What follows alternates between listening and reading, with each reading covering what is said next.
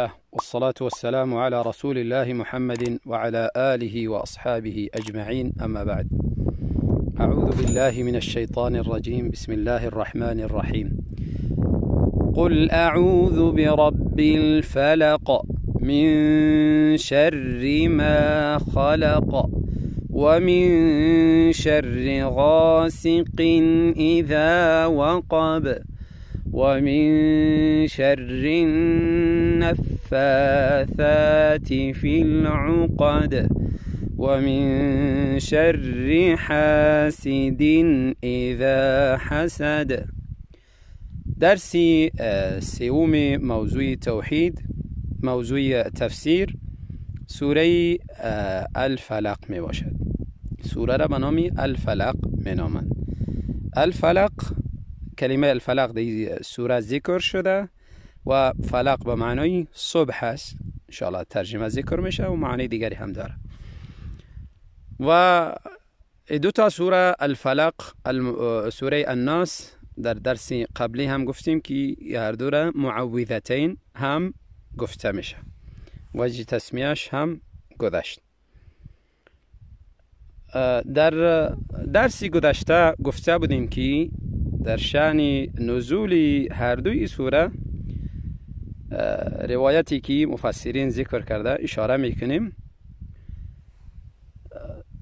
در صحیحین، صحیح بخاری، صحیح مسلم روایت میآید از حضرت عایشه رضی الله عنها که رسول الله صلی الله علیه و سلم را یهودی به نام لبید ابن عصم سحر کرده و جادو کرده بود. البته به تصریح بعضی روایات دیگری، امی لبید ابن عصم از غلام بچه یهودی که در خدمت رسول الله صلی الله علیه و سلم بوده ازی کمک خواسته موی رسول الله صلی الله علیه و سلم و شانه‌ای که رسول الله صلی الله علیه و سلم سرشان شانه میکرده اینها را از داخل خانه رسول الله صلی الله علیه و سلم این غلام بچه یهودی برش آماده کرده. لبید ابن عصم رسول الله صلی الله علیه و سلم را جادو کرد و در بعضی روایات گفته شده که لبید ابن عصم منافق بود. البته اصلش یهودی بود و باز و ظاهر اسلام تظاهر کرد، جمله منافقین بوده. رسول الله صلی الله علیه و سلم جادو کرد و امی جادو را داخل چای به نام ذروان که مربوط قبیله بنی زریق بوده، داخل از او چای زیر یک سنگ گذاشته بود و جادو به ذریعه موی رسول الله صلی الله علیه و سلم و شانه رسول الله صلی الله علیه و سلم در داخل غلافی از پوست خرما در داخل از او غلاف گذاشته بود زیر سنگ. رسول الله صلی الله علیه و سلم تا یک مدتی را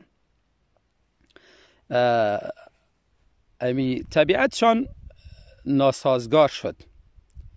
این تو یک چیزی خیالی وهمی بالایشان رخ میداد. البته در امور طبیعیشان، نه در امور وحی، نه در امور بیان حق چیزا نه، در امور طبیعی زندگیشان طبیعتشان ناسازگار شد.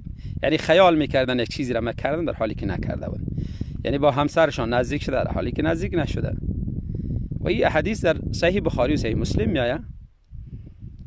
و بعد از یک مدت در بعضی روایات میآید که تا تقریبا 6 ماه دوام کرد. و بعد از او رسول الله صلی الله علیه و سلم در خواب میبینن دو تا ملائکه میآید، یکی به طرف سرشان استاد میشینه و دیگری به طرف پایشان. یکی پرسان میکنه از دیگرش که این مرد چی شده؟ دیگری جواب میدهد که جادو شده ای. پرسان میکنه کی جادو کرده؟ میگه لبید ابن عصم. و باز رسول الله صلی الله علیه و سلم در خوابش چا هم نشان داده شد. در بعدی ها علی رضی الله عنه را بعد از اینکه از خواب بیدار میشه، علی رضی الله عنه و زبیر و شخص دیگری را هم روان میکنه از چا امو جادو را میکشن و میگه که امی چا را آبش به مانند آبی که خینا همراهش یک جا شده، آبی مانند آب خیناوری، رنگش تغییر کرده بود. و درختای اطراف چا را میگه که مانند سر شیطان ولی شده. وصف زمو آب چاه و وصف منطقه گرد چاه، درخت هایی که گرد چاه بوده. به هر صورت تا اینجا این حدیث در صحیحین میآید. حتی رسول الله صلی الله علیه و سلم شخصی که جادو کرده بود این را هم شناختن، لکن به خاطری که فتنه میشه و کدام امر خطرناک دیگری رخ ندهد چیزی نگفتن. اما در تفاسیر یک چیزی دیگر اضافه میکنن و ای که بعد از او امی 2 سوره نازل شد، 11 آیت بود و میگن که امی جادوی ازی هم 11 گیری بود. وقتی که هر آیتی را میخواندن به ذریعه هر آیت هر گیری ازی باز میشد. البته این زیادت در صحیحین نیست و ملاحظه بالای سبب نزول هم است، به ای که این 2 سوره هر دوش مکی هستند، در مکه یعنی نازل شده، و اما امر جادوی رسول الله صلی الله علیه وسلم در مدینه بوده خیلی پسان. پس یعنی نزول 2 سوره قبل از جادو بوده.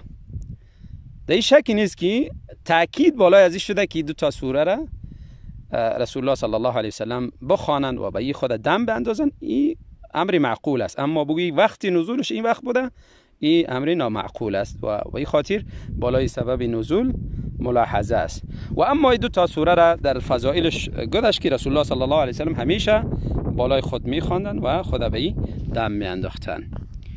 ترجمه لفظی سوره: قل اعوذ برب الفلق، قل بگو ای پیامبر، یا این که هر گوینده، هر شخصی که سوره را میخوانه و خدا به این دم میاندازه و در نماز میخوانه، هر کسی بگو اعوذ برب الفلق، پناه میبرم به پروردگار فلق. فلق مراد اینجا صبح است، الفلق صبح گفته میشه و این معنای راجحش است. اگرچه بعضی ها معنا کردن فلق مراد یک کنده از کنده های دوزخ است، یا اینکه یکی از نامه های دوزخ است، لکن معنای صبح اینجا واضح تر است. فالق الاصباح در آیت دیگری میگه که پروردگار روشن کننده صبح است. من شر ما خلق، پناه میبرم به پروردگار صبح از چی؟ من شر ما خلق، از شر تمام مخلوقات، از شر همه چیز. ما اینجا عام است، از شر تمام مخلوقات، هر چی که مخلوقی بوده باشه، برابر است که طبیعت از او شر باشه یا نباشه. گاهی مخلوقی است که یعنی شر اراده نداره، لکن غیر تصادفی یا اینکه غیری که در مطلب یا در اراده شر باشه. مثلا یک شخصی اراده چشمی کسی را نداره، لکن ناگهان میبینی که یک شخصی را میبینه روبرو، خوشش میآید، تعجب میکنه به او و ماشاءالله یا اینکه بارک الله و ذکر نمیخوانه، و خاطر چشمی ازی بالای از او اثر میکنه، در حالی که قصد ضرر نداره، قصد شر نداره. یعنی اینجا مراد از شر عام است، شر تمام مخلوقات، برابر است که مار باشه، گژدم باشه، حیوانات مفترس بوده باشه، انسان باشه، جن بوده باشه، شر جمادات بوده باشه، درخت، کوه، سنگ، همه از اینها را شرش مطلق عام است. من شر ما خلق، از شر تمام مخلوقات، تمام مخلوقاتی را که الله خلق کرده. و من شر غاسق اذا وقب، و همچنان پناه میبرم به پروردگار از شر غاسق شب، اذا وقب وقتی که داخل شود شب، یک معنا.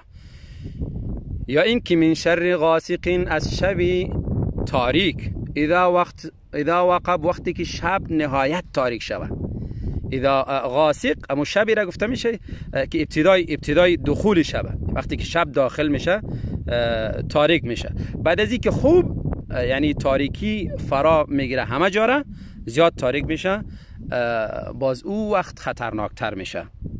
البته مراد از اینجا شری که در شب انتشار میابه و آنچه که داخل شب از شرها بیرون میشه، مانندی انسان داخل خانه می باشه، خطری عزیز که مار، گژدم و چیزی دیگری از مخلوقات ضرر برش برسند، یا اینکه از خانه بیرون میشه، در جای سفر میکنه، خطری حیوانات مفترس است، خطری دشمن است، یا خطری خدای نخواسته به چاه یا یک جای افتیدن از جای غرق شدن در دریا، همه چیز خطرها در شب متوقع است. حتی خطر جنیات که در ابتدای از شب اینها حدیث است که بیرون میشه و فوج از اینها در هر جا انتشار میابند. پس از شر همه از این مخلوقات انسان پناه میبره به پروردگار. و من شر النفاثات فی العقد، و همچنان پناه میبرم به پروردگار صبح از شر زنهای جادوگری که اینها دم میکنن در گیری ها. نفاثات زنهای جادوگری را میگن که اینها دم میکنن در گیری و از او طریق جادو میکنن دیگرها. از شر از اینها هم انسان به الله پناه میبره. یا این که نفاثات مراد عمومی از جادوگرها برابر است که مرد بوده باشه یا زن. و من شر حاسد اذا حسد، و همچنان پناه میبرم به پروردگار صبح از شر حسد کننده، کسی که رشک میبره. اذا حسد، وقتی که حسد کنه. حسد اینجا نوع حسدی مذمومه میگه. یک شخصی دیگر را میبینه که صاحب نعمت است، صاحب کمال است، بدش میآید و طاقتش نمیآید، از الله تمنا میکنه، آرزو میکنه که این نعمت از پیش ازی گرفته شود، یا به خودش میخواه نعمت، یا این که این نعمت هم از پیش ازی برداشته شود. از شر تو انسان به الله تعالی پناه میبرد. بعضی درسهای عقیدتی از این سوره گرفته میشه. البته عموما درسهایی که از سوره الناس دانسته شد بیشتری از او هم از این سوره دانسته میشه. البته انواع توحید ثلاثه هم در این سوره مانند سوره الناس برداشت میشه. قل اعوذ برب الفلق توحیدی الوهیت است، استعاذه نوع از عبادت. اثبات توحید ربوبیت و اسماء و صفات برب الفلق، رب الفلق هم توحید ربوبیت و هم توحید اسماء و صفات. من شر ما خلق. و درس دوم اثبات خالق و مخلوق، رد بالای طایفه وحدت الوجود. اینجا من شر ما خلق، یعنی اینجا خالقی است و مخلوقی است. خالق الله و تمام مخلوقات خلق الله تعالی است. یعنی همه مخلوقات، همه وجود یک وجود نیست. قسمی که وحدت الوجود میگن، یعنی همه وجود یک وجود است. خالق و مخلوق وجود نداره، رب و مربوبی وجود نداره، قسمی که از نظریه وحدت الوجود دانسته میشه. لکن اینجا صورت اثبات میکنه که نه، خالق است و مخلوق است. و همچنان از این سوره امور غیبی را دانسته میشه، مانند حسد، جادو، تأثیر جادو و همچنان حسد. این اموری غیبی است که جادو چطور تأثیر میکنه بالای انسان، یک چیز غیبی است و الله تعالی می تأثیر بالای ازمی چیز انداخته، به اجازه الله تأثیر میکنه و ما به این ایمان داریم و جادو تأثیرش حق است و اما کنندش در شکی نیست که بعضی انواعش انسان به کفر میرسن. غالبا انسان تا وقتی کافر نشه جادوگر نمیشه. و همچنان از این سوره گرفتن اسباب منافی توکل نیست. انسان از شر